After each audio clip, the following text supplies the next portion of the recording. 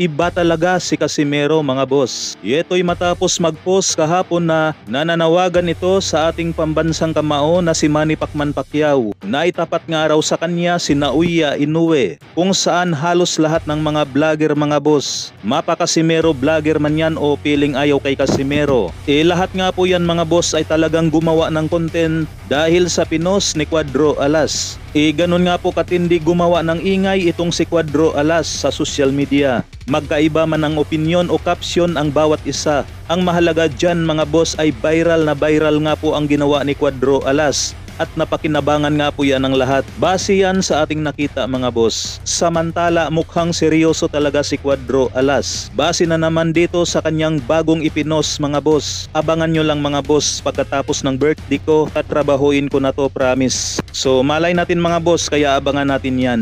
Base naman dito sa bagong inilabas na video upload ni Cuadro Alas, masasabi natin na talagang nagdahan-dahan na sa pagtakbo itong si Casimero.